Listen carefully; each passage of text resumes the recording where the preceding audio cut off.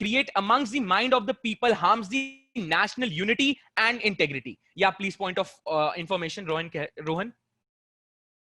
Yeah, I would like to ask, when caste is based only in the religion of Hindu, how it attacks the secular fabric of the constitution? I guess you missed the point where I mentioned a very good example of AIMIM that is led by Asimuddin Owaisi, where they target Shia voters. So caste is not only based in Hindus, they are also based in Muslims. Please clarify your uh, thoughts. A democracy has major three pillars, all of them dependent on each other. The political party has a control in policy making, so they will prefer the policies which support their particular caste.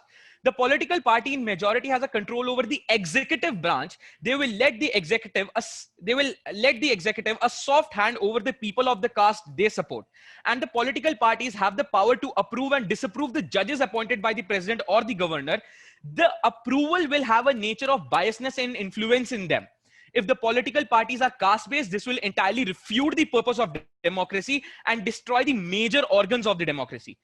This ensures that such political parties, no, this ensures that such political parties are going against not only of a person's fundamental rights, specifically right to equality and right against discrimination, but also the state is not fulfilling the directive principle state policy to equitable distribution and equal justice. Now, this was the scenario what the political caste-based political parties are projecting in front of a particular caste. Now, let's talk about the reality, what is actually happening around. Now, what is actually happening around is caste-based politics is actually not improving the standard of living of a particular caste they are actually promising to. They are just making fake promises to them and just to acquire and feed on the votes so that they could acquire power in the form of by forming the government of the nation. So their actual motive is not also to improve a particular caste.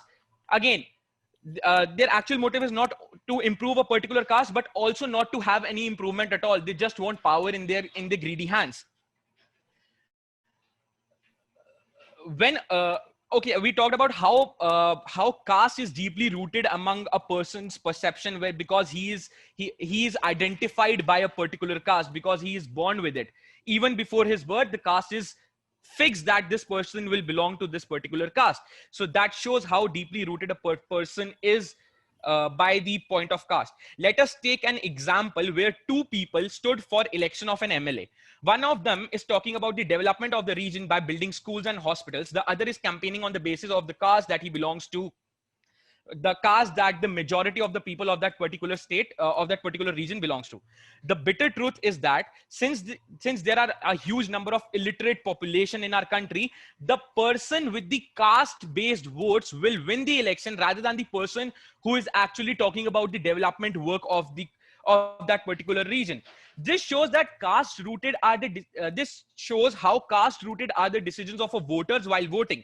This is the particular mentality which we regret, and how this caste-based political system is actually leading to harmful effects in the society as a whole.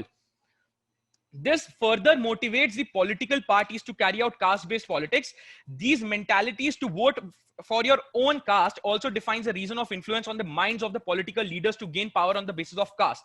The alternative approach to caste-based politics and how Kshitij, I'll have to stop you. Your time has elapsed. Government. Thank you so much. I was just summing up only. How this will be achieved will be explained by the member of government. Thank you. Thank you so much, Kshitij. Thank you so much, Prime Minister, for the electrifying speech. Any points on the floor before we move on to the first constructor from the opposition? I'd like to raise a point of order. Sure, Rohan. The motion which has been specified and which I would like to put a definition challenge on is it's caste-based political parties and not caste-based politics. I do not agree with the definition given by the Prime Minister of caste-based politics and caste-based political parties being the same. And I will elaborate further in my speech. Can you tell me about the difference between caste-based politics and caste-based political parties? Because yeah, caste-based politics seeks to caste-based politics would give a thing that the national political parties be playing politics on the basis of caste, whereas caste-based political parties is a representation of people basis of their political party which claims to represent a certain set of people, while you may say that it is one and the same. I do not think that, especially when you're defining the motion or stating the motion, saying caste-based politics and caste-based political parties is the same, I feel is something I definitely want to challenge. But I would try and mention it more in my speech. Can we please have a defense from the Prime Minister?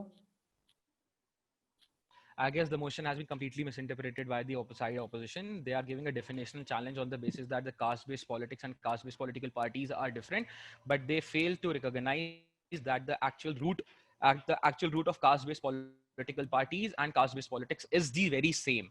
They function on the very similar basis.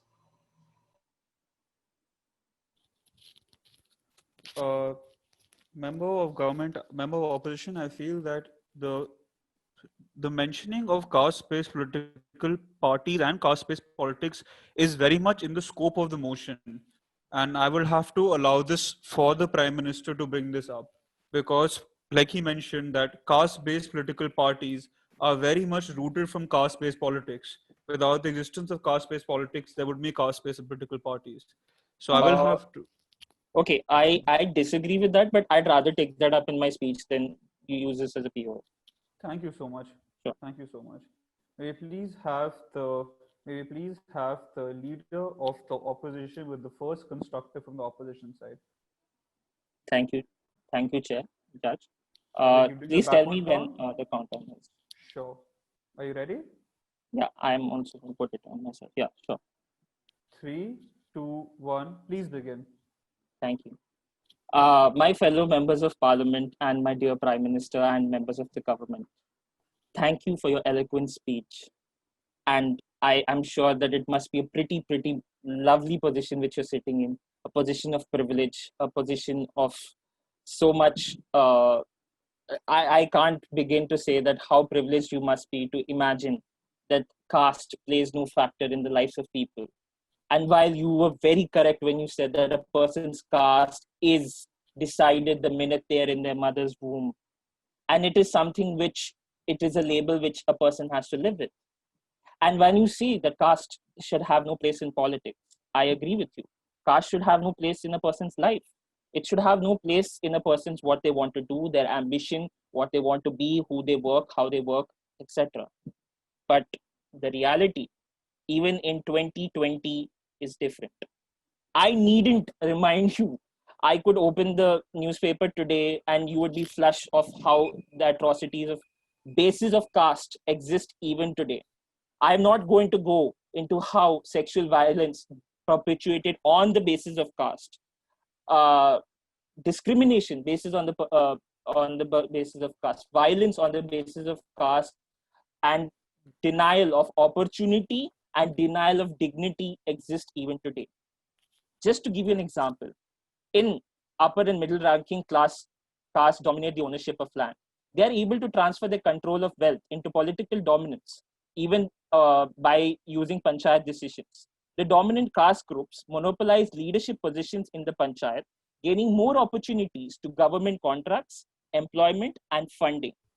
Access to the police and judicial assistance also depends on which caste you belong to.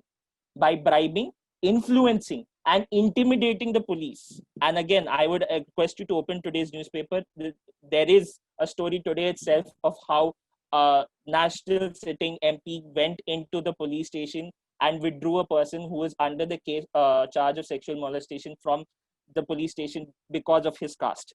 And upper caste tend to manipulate local police and judicial power more successfully. These type of political rent seeking have also helped secure the supply of rents to dominant caste through other channels such as rigging panchayat election, capturing electoral booths, using pre-election intermediary tactics in the election for the state assembly. Whether an individual or a group can raise enough money for constant bribes depends on the caste-based socio-economic status. I repeat, caste-based socio-economic status. Hence, the advantage in accessing economic resources not only transfers into but reinforces the political might of the dominant caste group. Certain scientists and activists, such as MIT scientist Dr. V.A. Shiva Adyurai, blame caste for holding back innovation and scientific research in India, making it difficult to sustain progress while regressive social organization prevails. Now, before I go into why it is necessary to have caste representation in politics, may I also rebut the point where you said that the AIMM was representing a different caste? Yes, I will take your point of information. I guess the rebuttals are not allowed in the constructive speeches. I thought you were giving a point of information. And yes, I can rebut your point in the constructive speech. The first point which you said was about how a person, the AIMM represented a separate caste. A sect and a caste-based discrimination are different. Caste does not exist in the religion of Islam or any other religion apart from Hinduism. Small point of order, but I'm sure the Prime Minister can educate himself. Now, why is caste necessary? First, the right to organize. Free society depends on the rights of oppressed individuals to organize themselves into the group's betterment.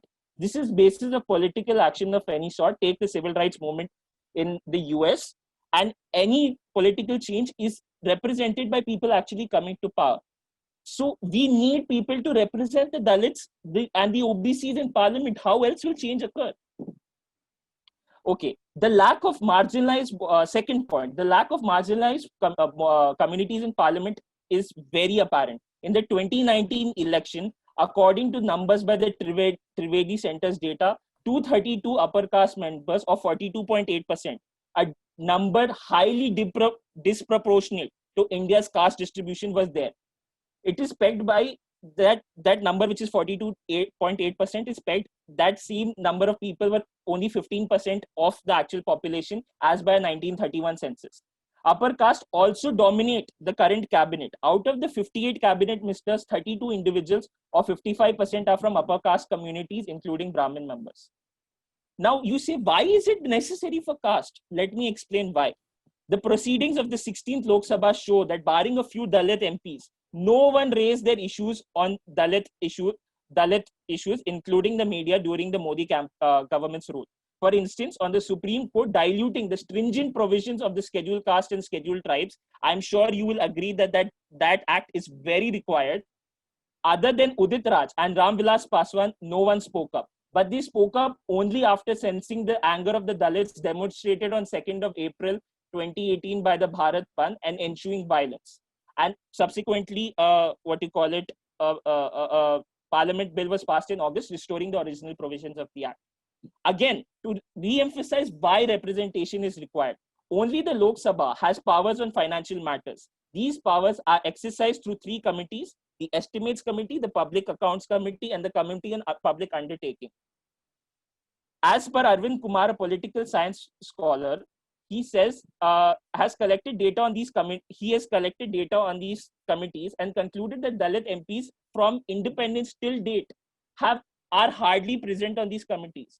So when we talk about uplifting caste, when we talk about removing this social discrimination, how are we to remove this social discrimination? It is very easy sitting in parliament to say that no discrimination exists and we should not have politics basis of caste. I am saying, when you are from a lower caste, who is to represent you? Who is to talk about the problems? If we do not have people to talk about the problems, we will not. I would like to end by stating one little statistic. Out of the general seats which were not reserved for caste people, and as my learned colleague suggests, we should not have caste-based nominations. Out of the open seat, two national parties. The BJP in 2019 fielded only 2 SC candidates, and the Congress fielded only 3 SC candidates from open categories, which were not reserved. So I'd like to ask my learned colleague what he means when he says that caste-based politics does not exist in this country, because it is very clear and very apparent there is a discrimination. I'll have to stop you there. I'll have to stop you there. Thank you so much. I'll have to stop you there. Thank you so much. I'm so sorry about that. Any points of orders on the floor? Yes, I have one. I just would like to point out to the opposition side that Muslims do have castes in them. They are referred to as descendants of Muslim Arabs, Ashrafs, and they are further divided into Sayyids, Fatimas, Shakis, Pushtans, Mughals. So again, there are caste-based systems in all the religions. Let's not strict itself to Hindus. So that was the point of order. May I respond? Yes, please. The Prime Minister in his speech mentioned about Shias, whereas the caste which he mentioned were not Shias and Sunnis. So when he says that, I'm so sorry. I'm so sorry, Ron. I was not able to hear you. Could you yeah. So please repeat? One second. can you hear One me now? second. Kshitij, let me just hear Rohan. Yes. Can you hear me now? Yes, Rohan. Please go ahead. So Yes, yes, the yes. point which I rebutted in my speech was when he talked about the AIMM was representing Shia Muslims. I said Shias are not. I meant to say that Shias are not a caste, and whereas the caste which he mentioned, I'm not very knowledgeable about them, and this is the first time hearing about them. But they are definitely not Shias and Sunnis, which was sects and what was mentioned in my speech. Kshitij, Can I please have a take this back. further comment over it? Yeah, so the first integration is based on Shias and Sunnis, and the further integration is given by the different names which I just read. I was specifying the sub and sub communities. The major two heads are Shias and Sunnis. So that is what is written over the internet and what I had read in the past. I would like to mention that I'm also over the internet.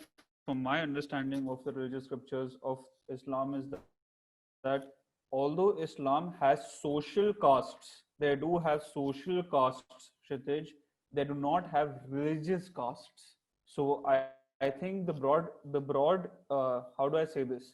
In Hindus, religion has the caste inside it. But the Social is not motion inside it. states, While in Islam, but the motion, religiously is not. but the motion states that the caste-based politics, and it does not specify religious-based caste or social-based caste. So we are focusing directly on the caste-based politics I and agree not on with the. you. Sumit, can I say I something? agree with you. Sure. Yeah, so not like just to be a more specific, when you say that in Hindus the caste is on the basis of religion, it's actually the caste system that is being followed is according to Manusmriti, which was written by a man himself, right? So like, and it Can is you on the repeat that? basis. Asif, I'm not able to hear you. Can you hear me now? Asif, I'm not able to hear you. Yes, much better. Yeah. So I was saying that you said Much that better. caste division in Hindus is on the basis of religion, right? But it is I basically, understand. but it is on the basis of social, like even in Hindus it is on the basis of the social perseverance, that is like Dalits and Pandits or whatever, like whatever the bifurcation is in Hinduism, it is because of a man said so in Manusmriti, right? Not because the religion says so. So they are both like the caste exists I because of the understand. I social understand. divisions. That is what I was trying to say. Very, very good point put forward. I think what I'm trying to get at is that in terms of the Hindus, the caste is recognized from an institutional point of view, where you have provisions for let's say upper class, lower class, middle class Hindus in our institutions, but for the same is not done in Muslims. That is what I'm trying to get to in terms of in terms of from an institutional point of view. So while a Okay. representation of caste can be recognized by political parties institutionally from Hindus, from a Muslim point of view, it's not is not being recognized. So caste, from in terms of caste, when we talk from Indian perspective, we're talking about only Hindus, and but Muslims come under religious. Different religions. So that's what I'm trying to. I'm not articulating it very well, but I feel I get you. everybody I sort of get your understood what I'm point, trying to but say. what you're saying, I get what you're trying to say, and Furthermore, you it's can still. yeah. Sumir, is my internet bad or am I audible? I I'm guess able to hear both of you. I Sumit, think would be mine. I think would be you're How? audible. Sumit, Okay. sorry, a small point. Are spectators allowed for the debate? Yes. Yeah. There's somebody in the waiting room. Could you just? Yes, spectators are. Should I? Sure. I think I think let's not narrow the scope of the debate. Let's continue with the Sure. second Sure. speech. May we please have the member of the government? Yeah. So, will you give me the countdown? 3. Yes. 3, 2, 1. Please begin. Very good afternoon to everyone, the members of the opposition, the educator, and the moderator. I, as the member of government, would like to further strengthen what the Honorable Prime Minister said before the House regarding the motion that is the House regrets the existence of caste-based political parties in India. So what first, as like the Honorable Prime Minister himself stated, that caste stands for inequality based on birth. Basically, as soon as a person is born, he or she is put into a caste that is predefined. You have no say over it. You are given an identity that you hold on to for the rest of your lives. Now, what caste-based political parties do, they use that identity to target specific people and groups of population. Now, what happens is, how this exactly works for political caste-based political parties is that to reach out to a particular group of people, they use caste as a factor. Now, as political parties, as a political party that is standing up for an election in a democratic country, if you target voters or if you target a group of people solely based on the purpose of their caste, you are putting a very bad example for the society and for the democracy of the country as well.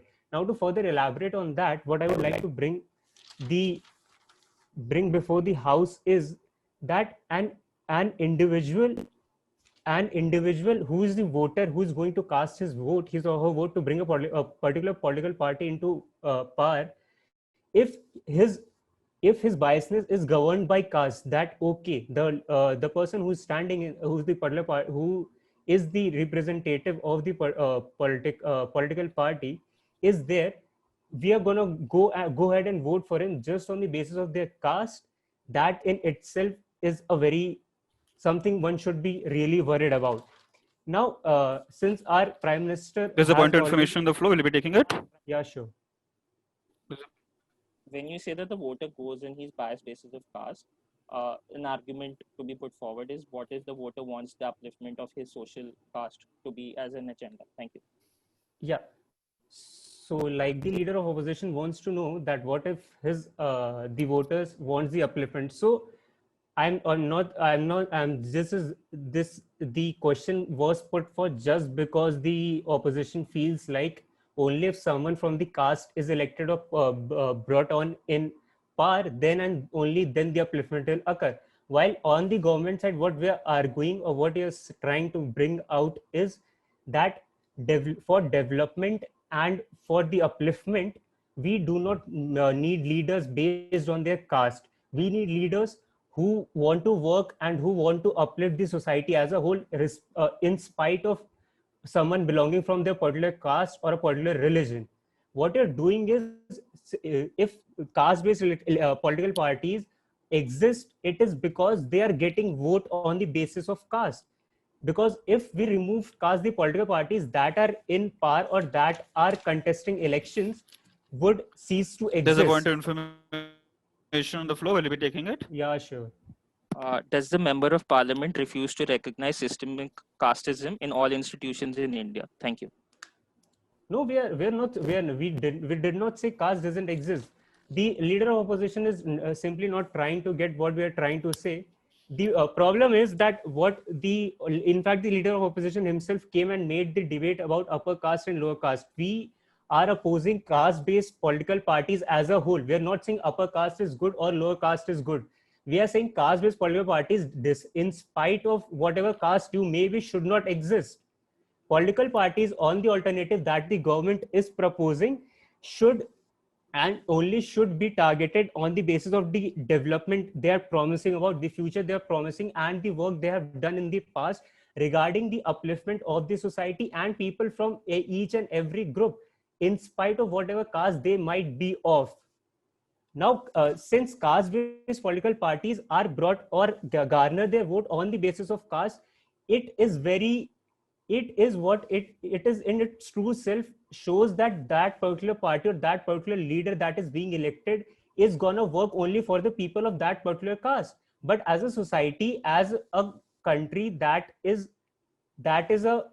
has a wide majority of people from all caste and religion, we should look at the upliftment and development of whole. Now, coming to the alternative that the government proposed, what we're trying to say is, that as we regret the existence of caste-based political parties, instead of that, we are promoting that voters' mentality should be changed through education. That is to say that we should educate people that they should not be influenced by leaders just because they belong to the same caste, because they share the same caste. They should understand that just candidates on the basis of the work they do or the promises they are making for the upliftment of the country as a whole.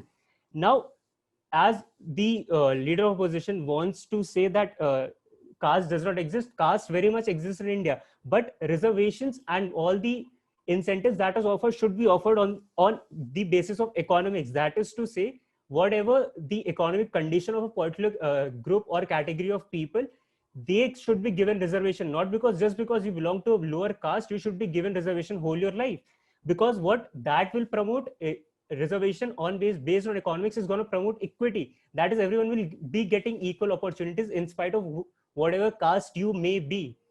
Now we, as since we regret the caste based political parties, what the eradication will do, it will also set forth and set back the caste based violence that can be controlled through well organized efforts. That is to say that since caste won't be playing a factor, we can curb on the violence that occurs due to caste. Now, to conclude my speech, I would like to say we are very much proud to present this motion. Thank you.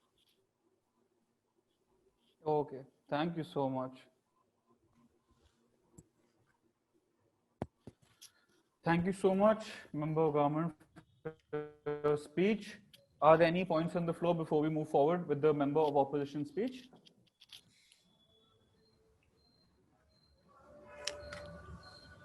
Can everybody view the Member of Opposition? Yeah, am I audible? Yeah, you're audible. There's slight lag, but Saurabh sir, can you go ahead? Can you hear him? Yes, I can hear everyone. Yes, I can hear you clearly. Okay then. Okay, Okay. then we're moving on. 1 second. Sorry. 3, 2, 1. Please begin. Thank you. Members of the House, members of panel. Since the proposition has brought such a contrast between development-based politics and politics of caste representation, let me take him to a place where development is emphasized strongly over minority representation. Let me take him to Xinjiang in China, where the Uyghurs live. It's a greatly developed place thanks to the policies of the majoritarian government run by the ethnic Han Chinese Communist Party in Beijing, China. The Uyghurs, however, with all the developments, with all the benefits of the development, they get none of the representation, and their condition now, their political reality now is one of ethnocide. They are being slowly wiped out. Their culture is being wiped out, and they are even stopped. They are even being wiped out by limiting the children they can have. So let me just be very clear that political representation is very crucial for a liberal democracy. There is no question of sacrificing representation for the sake of development. Secondly, let me come to a major feature of how a liberal democracy works. Representation of competing interests is a feature of democracy. It's not a symbol of dystopia, as the government seems to put it. It's what stops unilateral action from anyone by anyone without the consent of others who are heard. This is essential dissent. It's not dysfunction. Calling this dysfunction is not very unlike calling our system of adversarial politics dysfunctional. It's not dysfunctional, it is functional. Again, the government has also recognized something which we would like to appreciate, which is that caste is entrenched in the Indian society, and but then again they go on to say that caste-based politics perpetuate the system. I'm sorry, this has been around for thousands of years, and now you say a few years of politics that's after independence is suddenly perpetuating the system, or does he believe that just ignoring it will change it? I disagree with both. The road to change is action, not inaction, and the path that the government is proposing to solve a problem is inaction, a problem that's been there for thousands of years, and I refuse to accept that inaction is the solution. Uh, the member of the government has accused us of, amongst other things, wooing minorities. That's his word, wooing. Well, I'd like to point out that this is a feature of democracy, and attracting voters is how representation democracy works. And maybe he should think of wooing them himself instead of accusing others of wooing voters. Uh, his refusal to woo minorities is what has led minority representation parties to woo these marginalized communities. Uh, Again, there's another point that the Prime Minister made that I'd like to refute. There is no power for political parties to appoint judges. That's just not true. Uh, and development, as I have already mentioned with my first example, has traditionally excluded minorities. Take a look at some of the areas where the tribals live, where companies like Vedanta move in and they take over land. So it's development for sure, but are these people getting anything out of it? The point is to be clear that if there is going to be development without representation, we're not going to be a liberal democracy. We are going to be something closer to what China is today, and I'm sure the government does not want us to go there. Then coming to uh, the foundational support for caste-based representation in Indian politics. Caste is recognized by the Indian Constitution. It's not something that's been made up very recently. It is so foundational to the Indian society that has been recognized by the Indian Constitution, and there have been special protections. There have been programs of affirmative action that are based on caste, and therefore it's just futile to say representation based on caste is something artificial. It's not artificial. It's very much real. The Prime Minister has recognized how caste plays an important role in who a person marries, the opportunities he gets. It determines his whole life. Then why does he think that caste representation in politics is a problem? Isn't it something that should be represented in politics, since this is such a fundamental part of society? Isn't it essential that this feature be represented in our politics so that if there are inequalities, it can be removed? Merely by ignoring problems, I don't think any change can be achieved. This has been the reality of political movements across the world. Take the civil rights movement in the US, removing the apartheid in South Africa. All of them involved organizing the oppressed minorities. This organization of oppressed minorities into political action is crucial for bringing change, and it is not something that damages the country. It is something that is essential for a liberal, pluralistic society where everyone must be treated equal. This is not perpetuating inequality, but it is a way for equality. Uh, with that, I would like to end with a closing statement. I think the Prime Minister has expressed a wish that caste should not play a role any further in Indian society. And I accept that. I think the way forward for him to do that would be to welcome these parties into the mainstream and begin the process of healing divisions in our country instead of rejecting them outright and refusing to engage with us. Thank you very much. Thank you, member of the opposition, for that lovely speech. Are there any points on the floor? Am I audible to everybody?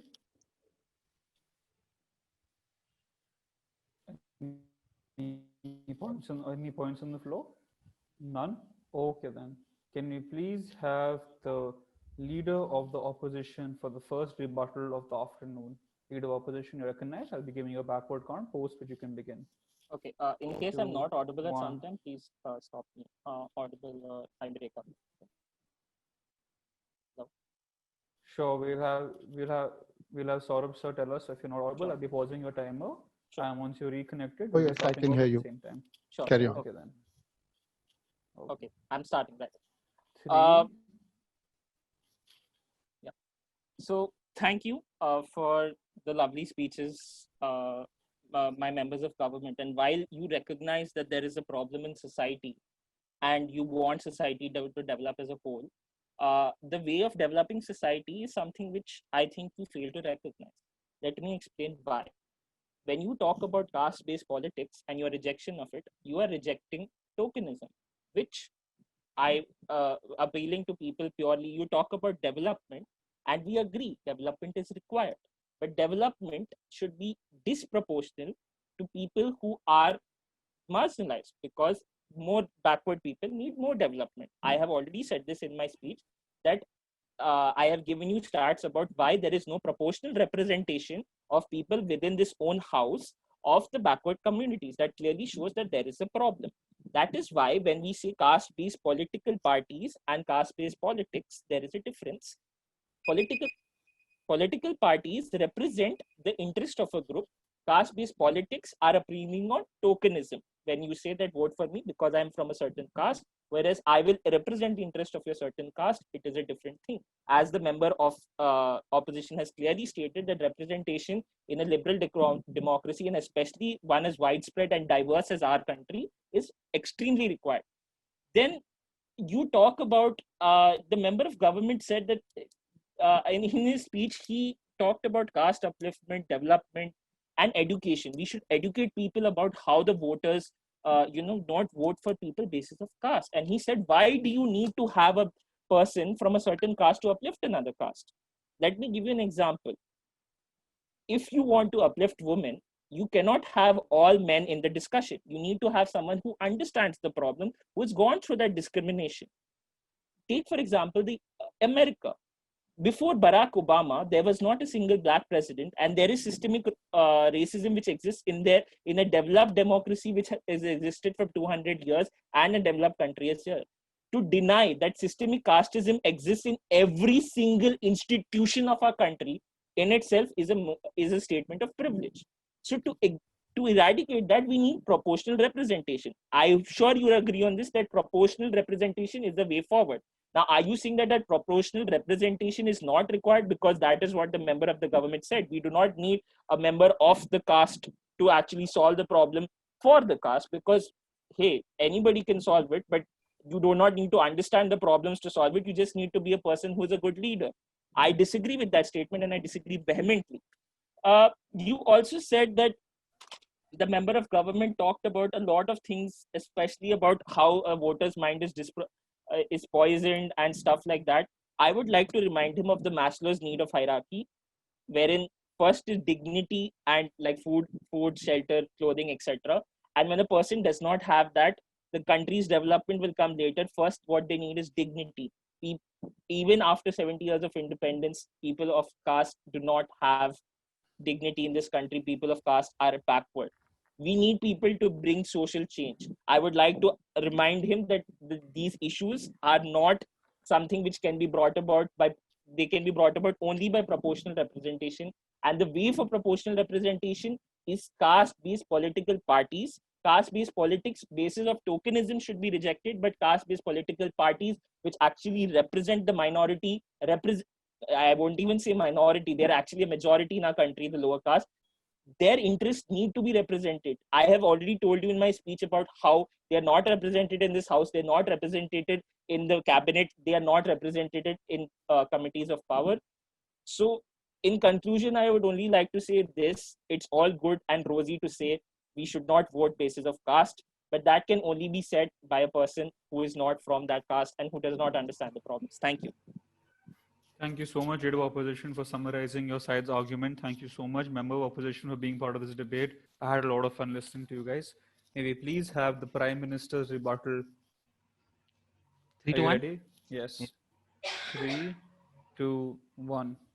I guess today's debate was quite an interesting debate in itself, because both the government and the opposition were actually debating on some different planes. The motion, I would like to read the motion again. The motion states this House regrets the existence of caste-based politics in India. This is a regret motion.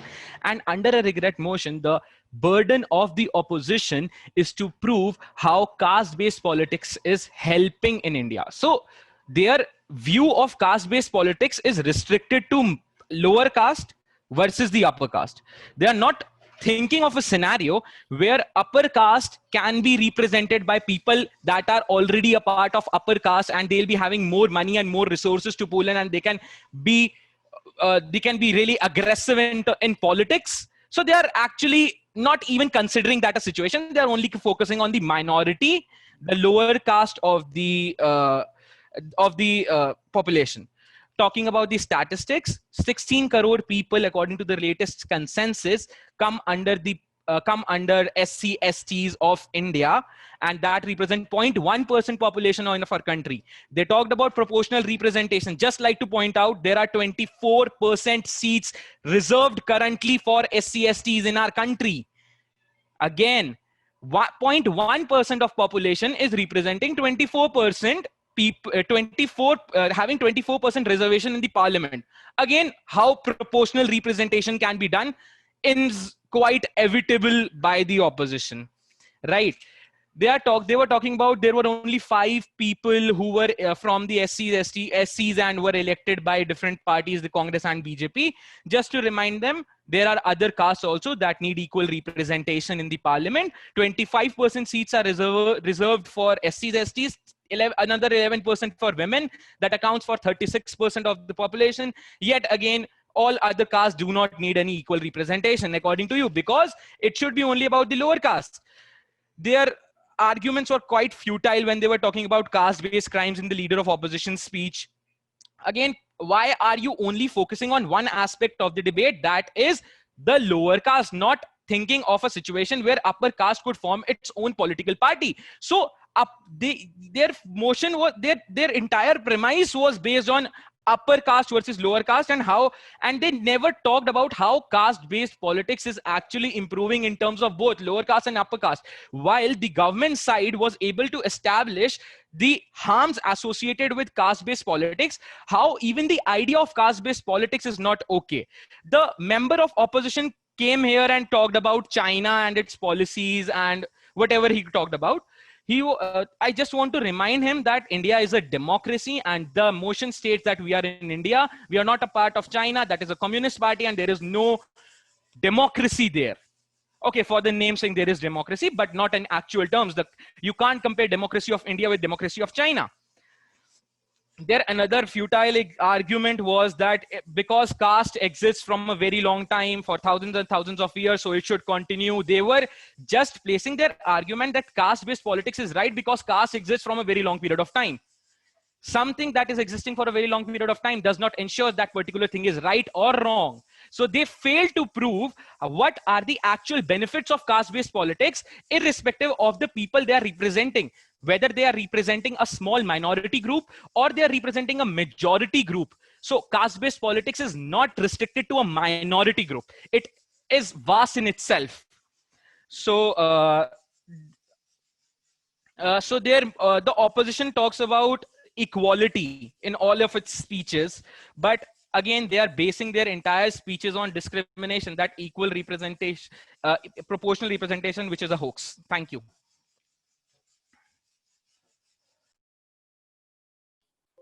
Any points of orders on the floor? I have 2 points of order.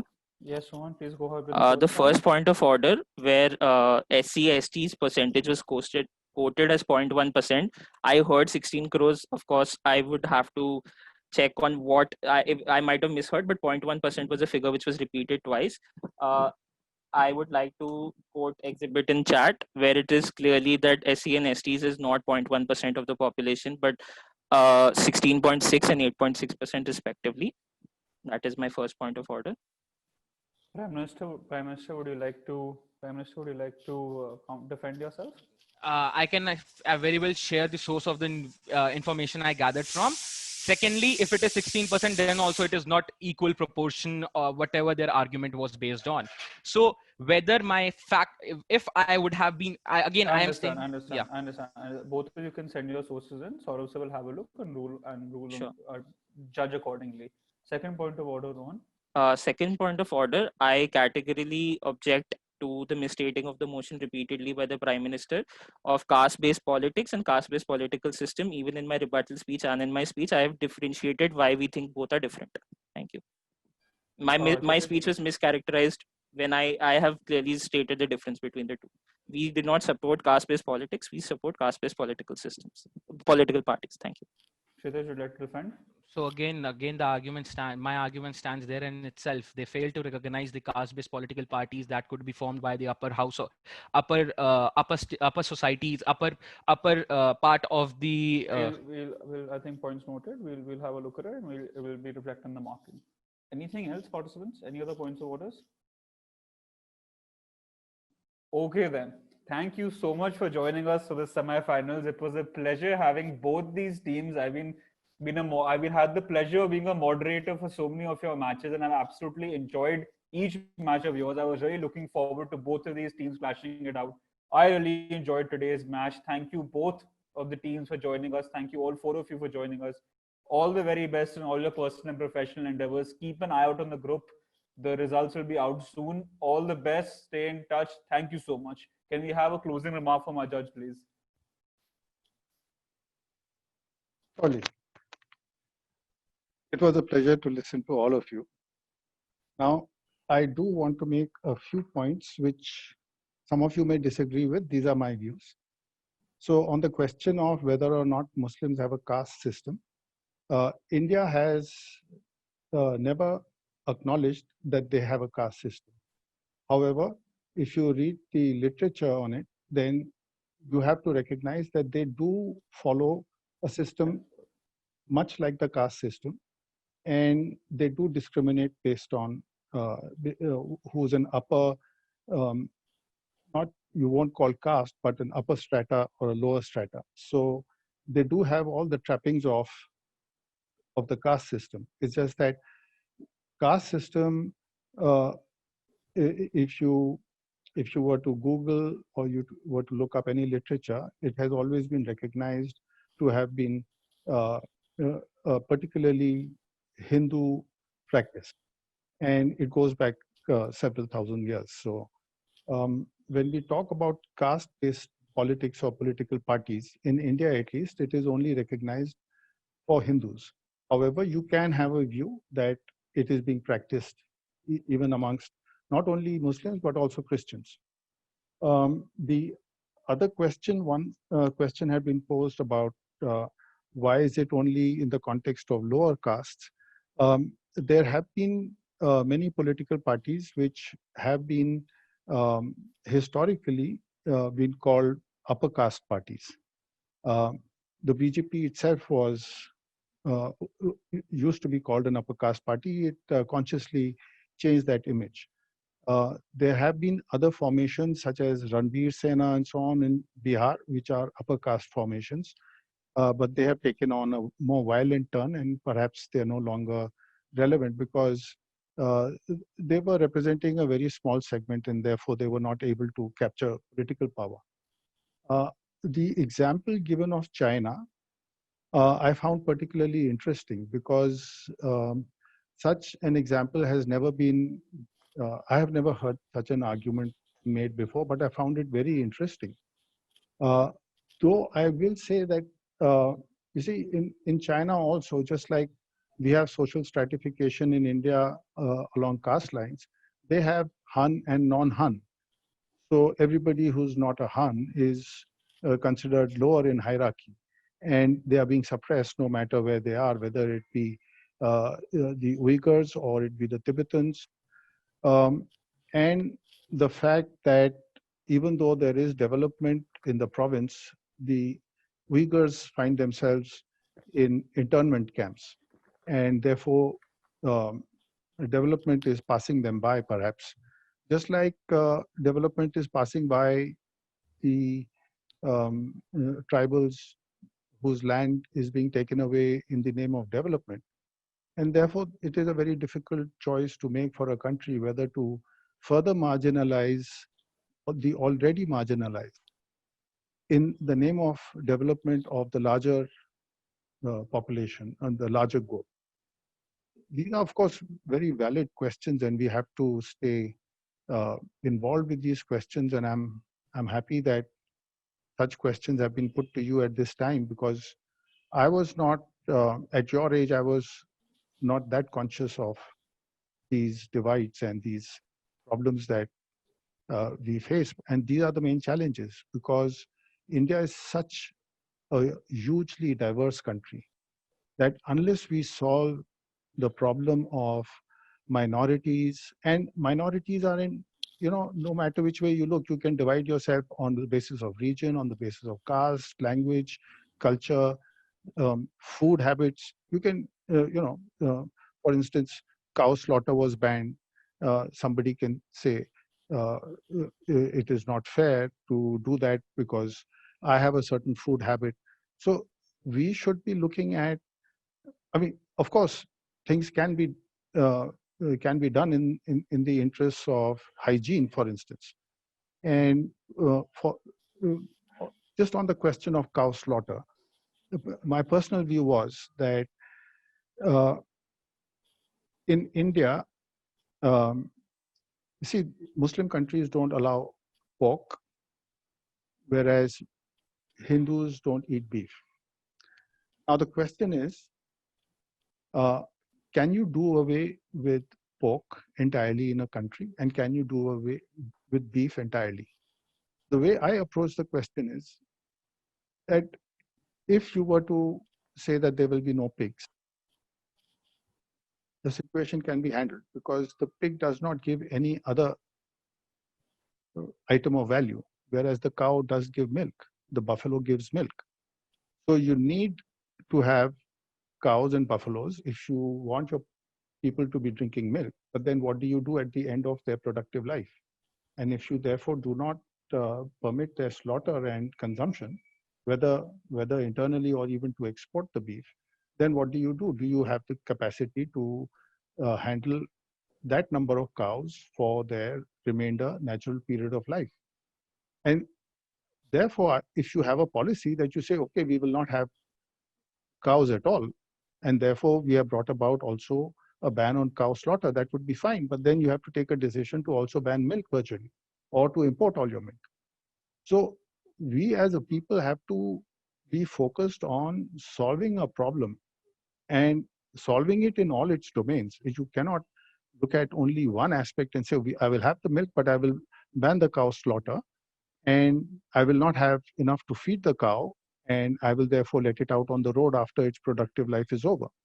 Whereas, and if you were to cite the example of Muslim countries and say that they do ban pigs, for instance, it is not comparable, because the pig does not give any other product of use. So we have to solve our problems not because some other people are solving their problems in a certain way, but we have to solve our problems in a holistic manner, which includes the problem of our diverse culture, of the huge diversity we have. We have more diversity than all of Europe has within itself. And that should be our strength and not our weakness. It has become our weakness in every aspect. But I'm glad that you are all addressing these questions, and I hope that you stay involved. And I have made notes. Let me see how I grade all of you. Yeah, you have a question, Kshitij? Yes, sir. So just about the China point, I just wanted to know your perception about it. Since China is a non-democratic country and India is a democratic country, so the actual point of whether we want development-based political parties or caste-based political parties, or in fact we want political parties, does not stand in itself, because China does not have political parties. They just have a one-party system. While we can't compare that situation in any sense with India. So I just want that whether I'm speaking right, or is there something other interpretation of the same? No, see, to the extent that you're talking about a very different system, you're right. The question, and of course, this is the motion is in the context of politics. There is no politics happening in China. There is just a one-party system, and they damn care about what anybody else may think of it. But I found the example particularly interesting because, you see, the Uyghurs have been marginalized in their own land. And that compares in a sense.